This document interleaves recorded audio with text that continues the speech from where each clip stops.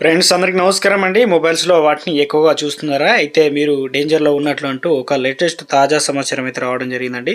So ఆ వివరాలు ఏంటనేది వీడియోలో తెలుసుకుందామండి. వీడియోని చివరి వరకు చూడండి, అర్థమవుతుందండి. మరోసారి నా ఛానల్ వస్తే తప్పకుండా సబ్స్క్రైబ్ చేసుకొని bell button all notification activate చేసుకోండి. చూస్తున్న ప్రతి ఒక్కరు కూడా లైక్ చేయండి, మిత్రులందరికీ వీడియోని షేర్ చేయండి. ఇక లేట్ చేయకుండా వేరేలాగైతే అయితే వెళ్ళిపోదామండి మనం. ఈ రోజుల్లో చాలామందికి మొబైల్ సోషల్ మీడియాలో చాలామందికి వ్యసనంగా మారింది. చాలామంది మొబైల్స్లో రీల్స్ షార్ట్ చూస్తూ గంటల తరబడి గడుపుతున్నారు.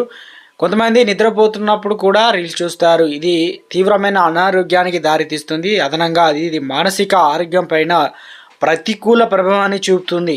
ముంబై సైకాట్రిస్ట్ డాక్టర్ గౌరీ రౌత్ దీనిపైన కీలక సమాచారాన్ని అందించారు. లోకల్ 18తో మాట్లాడుతూ ఆయన నేటి యుగంలో ప్రతి ఒక్కరికి జీవితంలో మొబైల్ ఒక ముఖ్యమైన భాగంగా మారిందని, అయితే డిజిటల్ ఏదైతే ప్రపంచంలో ఒకవైపు ఎలక్ట్రానిక్ గాడ్జెట్లు పనితీరును సులభతరం చేశాయి, మరోవైపు మొబైల్ ఫోన్లు మాదిరిగానే ఇవే గాడ్జెట్లు కూడా హాని కలిగిస్తాయి. చిన్నపిల్లల నుంచి వృద్ధుల వరకు మొబైల్స్లో వ్యసనంగా మారింది. మొబైల్స్ని అతిగా వాడడం వల్ల ఆరోగ్యంపై కూడా ప్రతికూల ప్రభావం పడుతున్నాయి, వివిధ వ్యాధులను పెంచుతున్నాయని చెప్పేసి తెలిపారనమాట.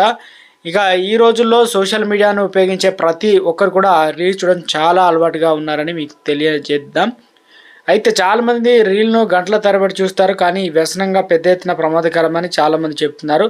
అర్ధరాత్రి వరకు నిరంతరం రీల్స్ చూస్తే 60% మంది మాత్రమే నిద్రలేమి, తలసేమియా, మైగ్రేన్ మొదలైన సమస్యలతో బాధపడుతున్నారని, ఇది కాకుండా అధిక రక్తపోటు వంటి తీవ్రమైన వ్యాధులకు కావచ్చు. పెద్దల నుంచి వృద్ధుల వరకు కూడా ఇలాంటి మానసిక వ్యాధులు గురవుతున్నారు.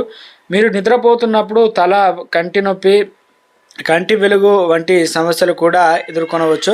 మొబైల్ ఫోన్ అతిగా వాడడం వల్ల వచ్చే వ్యాధులు, వాటిని వీలైనంత తక్కువగా వాడడం ఉత్తమమని, అవసరమైనప్పుడు మాత్రమే మొబైల్ ఉపయోగించడం, బదులుగా కుటుంబంలో సమయం గడపండి, ఇష్టమైన పుస్తకాలు చదవండి, సన్నిహితులు స్నేహితులను కలపండి, వ్యక్తులతో మాట్లాడుతూ ఉండండి, ధ్యానం వ్యాయామం చేస్తూ ఉండండి.